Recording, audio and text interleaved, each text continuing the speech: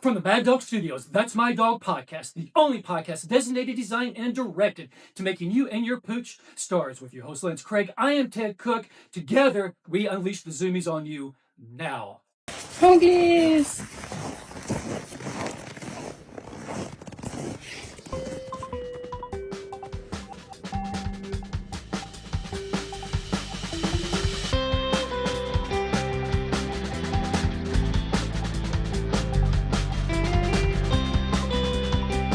Today's guest stands at 5 foot nothing, 100 pounds soaking wet. Where she lacks in physical stature, she more than makes up for in mental fortitude, the kind that most of us can never acquire. She has suffered loss, immense loss, the kind of loss that no parent should ever have to endure. She's going to share with us this story. She's also going to share with us how she has taken trauma and tragedy and transmogrified this into a beacon of hope with a little help from a friend. There's nothing else I can say about this type of a woman except to say, please welcome to the show, Miss Teresa Craig. Now, full disclosure, the woman that I just introduced is my aunt. I'm married to her niece, and my co-host, Lance Craig, is my cousin, also by marriage. So I just want to clear that up before we proceed any further. All right, well, welcome to the very first episode of That's My Dog podcast. I am Ted Cook, and my co-host is the illustrious Lance Craig, and together we are That's My Dog Singing Podcast. Lance, are you ready to do this, man? I don't know. We'll find out. Well, he's going to find out. His mom's going to find out. We're all going to find out how this is going to go. First episode, so anything is possible. Okay, well, let's get to the woman of the hour, Miss Teresa Craig. Teresa Craig, my favorite aunt. How are we today? I'm doing good. You ready to do this? Yes. Okay, well, here we go then. You have a very special person in your life. 4 legs and a hot dog tail is your... Corn dog. Corn dog tail, that's right. I stand corrected. So tell us a little bit about the special person in your life. My dog, Hope, never would I have imagined would be the Hope that got me out of the bed in the morning, gets me out walking in lots of beautiful nature, and just is always by my side and giving me something to smile or laugh about.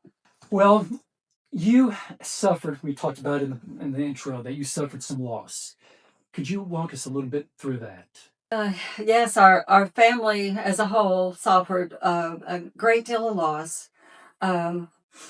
About a month and 4 years ago on this day,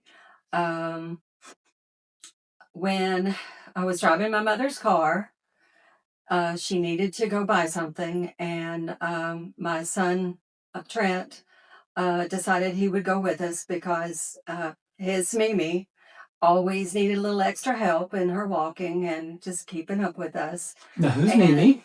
Mimi is my mother, my blessed mother. Yeah.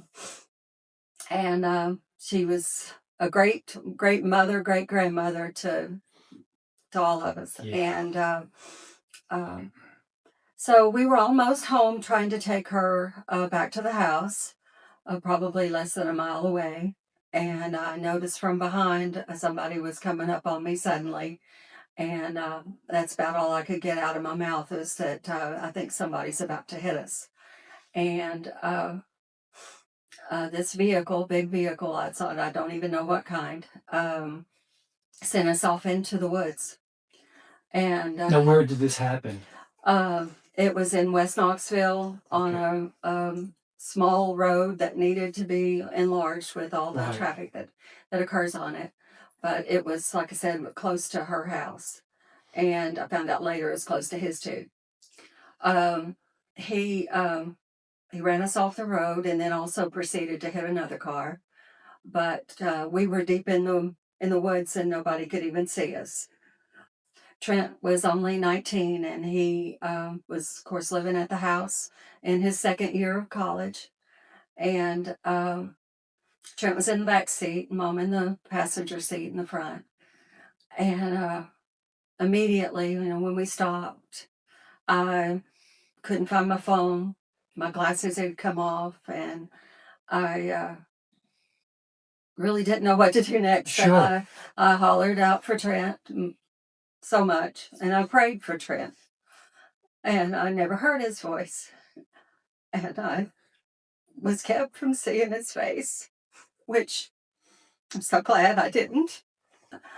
But Trent immediately passed, apparently, when we went off the road and hit, I guess it was a pole.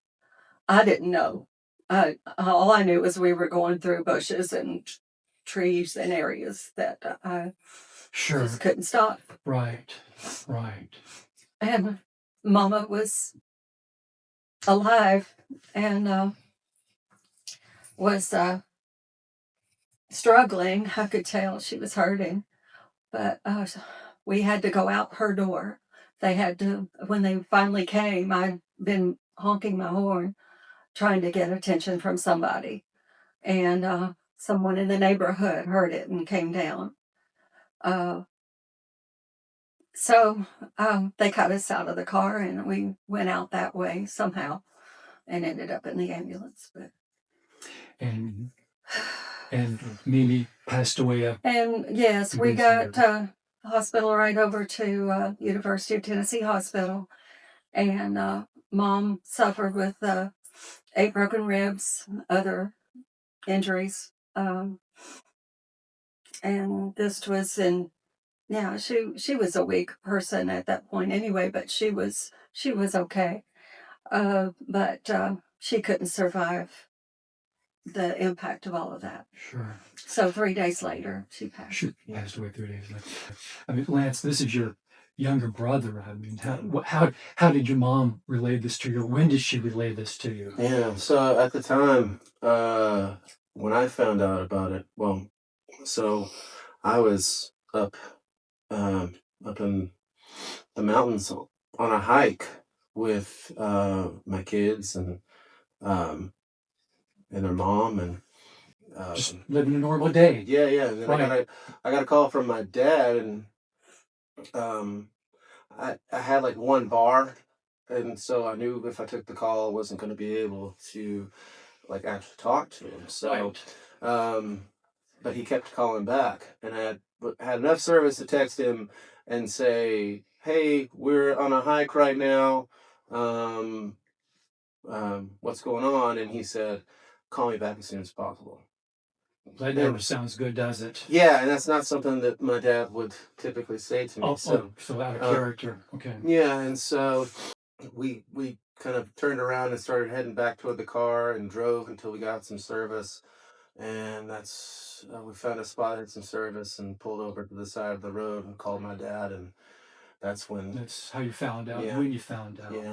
Yeah, that's my dad said Trent's gone, and I just was in disbelief. Yeah. Because that's not something you expect to hear about your 19-year-old brother. Of course not. Of course not. If anything, I thought because my Mimi was, she was older. If anything, I thought that maybe, she had passed or something had happened with her, because she had already had like, pulmonary issues and all kinds of things like that. Right. So,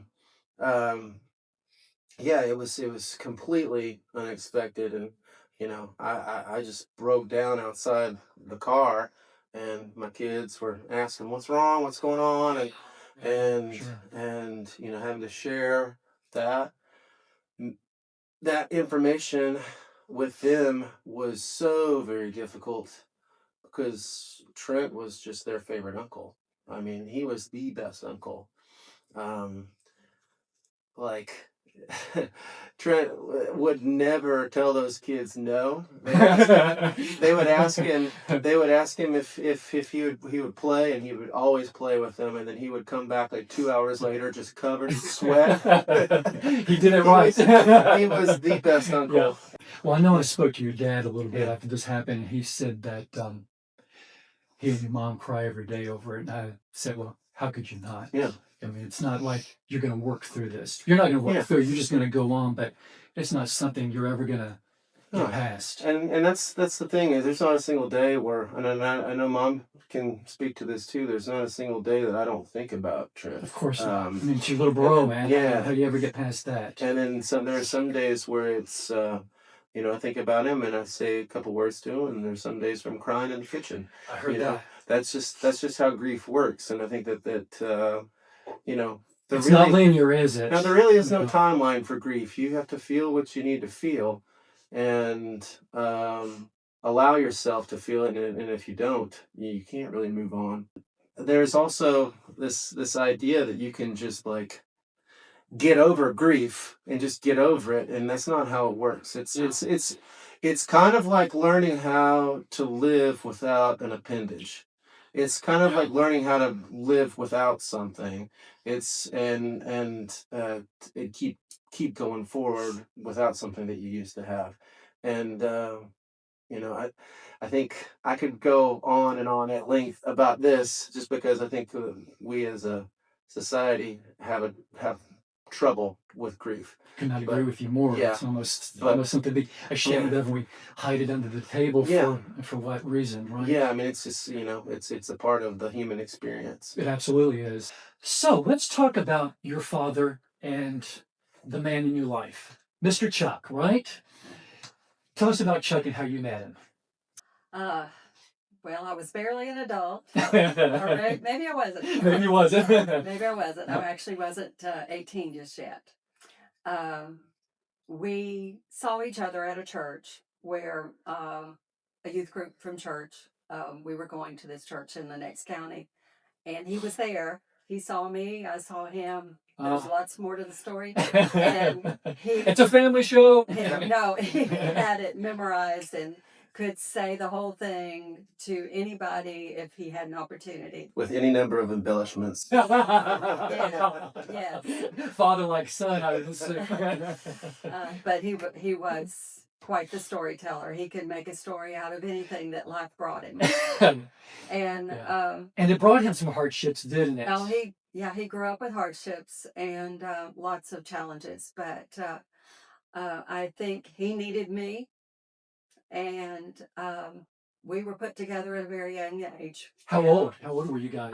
Well, You were, and what we was were he? 17. He had graduated high school already early Okay. because he got moved up during all the moves that he had made as a child.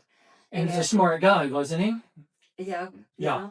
yeah. And he was in the county where his father lived, and would occasionally go back and forth between his mother and his father because they split up when he was young. But there's a lot of things that had to happen in order for us to even meet. And so I know God put us together, and I was never an adult without him. I'll say that. But yeah, I guess he so. grew up with me. He grew up. Well, you know how he it grew works. with you. We don't know about the growing up part. Yeah, that's Yeah, still well, there. he somewhat grew up with me. What's your favorite thing about Chuck as a father? I mean, he was a character.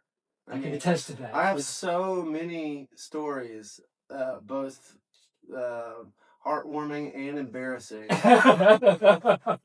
from my dad, and I will refrain from sharing too many. But like, my dad was someone who loved fiercely and cared deeply. That he did. And very much wanted to show that. He oftentimes had his own unique ways of doing it. And his own unique ways of expressing those things. And I may not have understood it as much growing up, but now, on the other side of it, I feel like I can certainly have compassion for where all the things that he experienced, and the how that shaped the man that he became, and how that kind of shaped his own unique view of the world. Sure. When I think about him, I think about him being in the swimming pool with his feet up, going down. Yeah. Anytime I think about swimming pool and Chuck, that's what I see. Okay, well, one thing I would definitely say is, both he and Mom were always so very supportive of me and my creative endeavors, my desire to create music, create art. They had me in art classes, they had me in guitar lessons, they were encouraging me to play in just about every context. Sure. Even if I didn't want to, I feel like sometimes. but they pushed you. Yeah, and they always expressed how proud they were of my ability to do what I'm able to do. And you do it well. I've heard you on several different occasions. You do it more than well. So thank you. Yeah, and I certainly wouldn't be the man I am, or the musician I am, or the creative, or whatever you want to call me, I am without their influence. And my dad, I mean, he was always so very generous, and I still have a guitar that I play to this day. It's my favorite acoustic guitar that he gave me as a gift. Let's go to you guys left Knoxville after your loss, and you moved where? And Yeah. We felt like we needed a fresh start. Chuck had always wanted to go back out west, but back in the earlier years, it was like, let's go to the wilderness where they don't have many churches, and we can be of service to those areas, and it that was just overwhelming for me. sure, We should interject here that the dad was a pastor, and yes, that was what he wanted to do. So he was a pastor, and Yeah. he pastored Yeah. and mentored many a person. yeah, Yeah. So no, please continue. Yeah. So certainly after it was hard, clearing out mom's condo. Us girls, us sisters were, going through so much to do that. And we didn't wait a year like they sometimes suggest, but we felt like it was time. We didn't want to stay in the house we were in. And Chuck had family has family in Phoenix area. So he had started looking in that area to see, was there a church available that he would feel led to go to.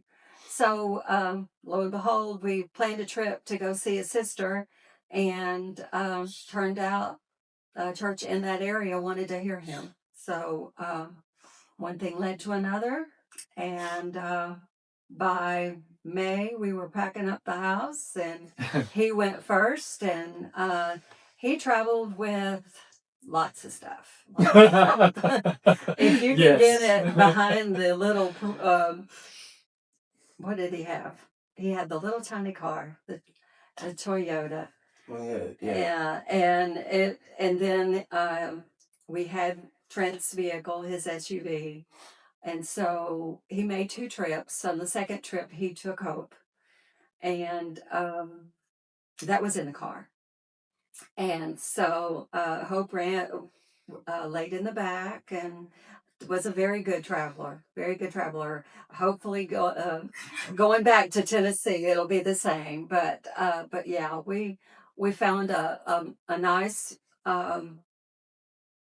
place to house ourselves out in Casa Grande, Arizona. And through that experience of moving, met all kinds of new people. Sure. Yeah. Well, you met me in a manner of speaking because That your was nascent. amazing. Yeah. An amazing Yeah. story of you just being down the I mean- road when we didn't know that was going to happen. Yeah, we couldn't have planned that any better. Yeah. So let's talk about how hope came into your life. Yes. So, in the Knoxville house, we lived on this little one-road subdivision where we knew our neighbors on both sides and across the street too. But the neighbors on the left side of us, they had a boxer dog that had puppies. Now, did you want a dog? No, I did not. You did not. I did not. We had 2 cats, and I couldn't imagine what a dog would add to that picture. Right. But and Trent used to beg for a dog constantly, all the time, and I think he kind of got past that, realizing maybe that'd be a little bit more work. Yeah. Right. But so Chuck said to this couple that had the puppies, they said if you had a female and it's fawn color and it's kind of on the smaller side, I might be interested. Yeah, And that specific family- requirements. That family actually needed some money at the time. The husband had been injured in a motorcycle event. And so one day he just brings this cutest little puppy into our house.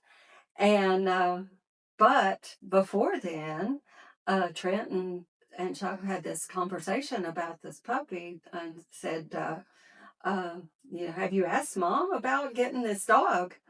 And he said, no, but look at her, how cute she is. She's not going to say no to that. And Trent said, well, you better hope so. And that's how hope became And hope? Let's name her Hope. Well, I can't think of a better way to come up with a name for a pooch. That's fantastic. Yeah. And Okay. she has been my hope. And she has been your hope. So you guys make the journey across this country to Arizona, Casa Grande, Arizona, where my wife and I, your niece, are able to watch Hope on a more regular basis. My first introduction to Hope, so obviously I was Very crazy much a about blessing. it. Both ways, definitely worked both ways. So you guys decide one day to travel to Yellowstone for a vacation, correct? Yes. Well, yeah, in general, if you live in the desert of Arizona, some parts are not so much, but in the desert of Arizona, you get tired of over 100 kilometers after a while. Yeah. So we decided to book a trip to Yellowstone, flying up to Bozeman and drive down to Yellowstone. We had a beautiful little place overlooking this really large lake. Can't remember the name of it now. So we went into West Yellowstone, and on this second or the full day that we had there, we were driving around, looking at everything, making the big circle all through the park. Um, I noticed that Chuck didn't get out very much, didn't walk very much, and when we got out for lunch, he didn't act like he felt good. Yeah. And so we get around to the Old Faithful Visitor Center, and at that point, we decide we're just going to sit there and rest a while Sure. and certainly watch the geyser. But first, we're going to make a stop at the bathrooms. And so we're standing in line. Of course, the ladies' line is longer. And I hear this person say someone's passed out. And I just knew it was him after that. So I get out of line and look over there, and he's definitely not all there. A lady in the crowd tried to help him. Then the emergency personnel showed up very quickly. There was some kind of advisor lady that was in the area, and she immediately started talking to me and asking me questions and checking on my needs. They sound phenomenal. They were. Yeah. I guess, emergency management people, they worked on him probably over 30 minutes and To no avail. avail. Right. So he had hard problems. I figured it was that, but Yeah. it ended up being a blood clot. So, or two. I had this advisor with me the rest of the day, and it was it's kind of a terrifying experience in general, being by yourself in a place like Sure. that. But Sure. also out in God's beauty, and had experienced a lot of nice things around that trip. It's just you never know. You don't know. You never You know sure don't. what day things might happen. And I had Hope. I was watching Hope at that time, and my wife was in Las Vegas, so I had her all to myself, which I loved. Yeah. But she had her head on my lap, and I had been sending you texts all morning, silly texts with me and Hope. And I remember the last text that you sent back and said, Chuck has passed out at the visitor center, and they're trying to revive him. Yeah. And I'm just looking down at Hope and thinking she has no clue. And I'm so glad she has no clue about what's going on. Because like I said, she loved Chuck. Yeah, she did. So I'm so glad she did not know that at that time. So after losing the only other person who could understand your immense loss, are you involved with other women and other people who are grieving like you and like Chuck? And I mean, you've lost a child and a spouse, and the only other person who can completely understand what you've dealt with. And a mother. And a mother. Yeah, correct. A mother. Yeah. It's through a series of events, even in the place that we moved to, it was difficult. Um, sunshine helps. Having new friendships in that area certainly have helped. You've had a wonderful support system, haven't People you? that have showed up for people. For me, they just met me, and some of them stand out in my mind right now. Just always looking out for me, including me in things that, um, you know, I was out there by myself, no family anymore, because Yeah, y'all, right. We moved up to Las Vegas, right? yeah, but I felt like that area was the people, and this time was healing for me in a lot of ways. Getting out and and seeing different things, being out and having my morning walks around Sure. a beautiful man-made lake, seeing the mountains in a different way. Um, Taking Hope with me. She's so excited to get out and excited to meet new people Oh, yes, too. we know that. And then through my church, I have been helping co-lead a widows group. So, um, And yeah. you're on Boxers for Mom, aren't you? Oh yeah, Okay. yeah, Boxer Moms, and I watch that, and you get encouragement, you get ideas. You know, the boxers have their own special needs and That they do. uniqueness. Um, but yeah, between all the things that I'm connected to, it it gives me other reasons to continue living. Sure. I've got to keep on looking for what's good in life, and continue to try to focus on that and not the negative, because I could easily start crying at any moment Right. if I let myself. I think all of us could. I think all of us could over what you've been through. Mm. All right. Well, as we wind down, what would you like to say to the people who have gone through exactly what you've encountered?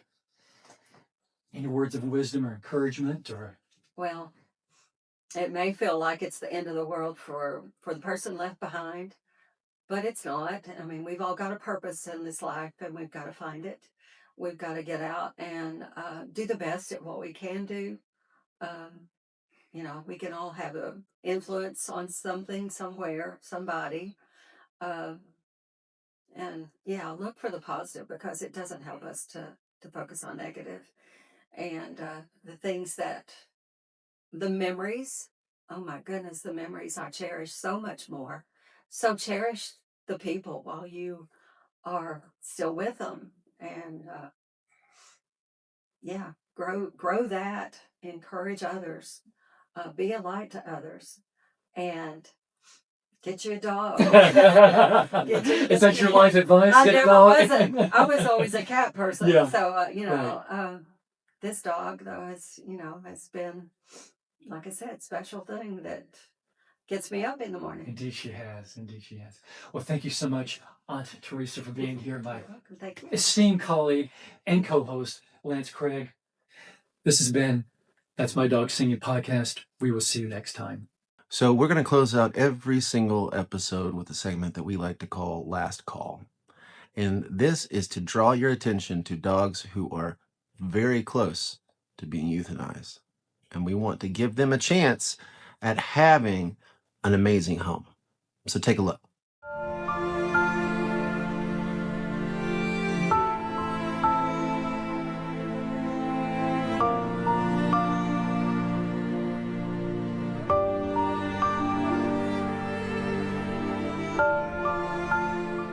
If you're interested in giving Tiger a forever home, reach out via the contact info you see right here, right now, and also in the description of this episode.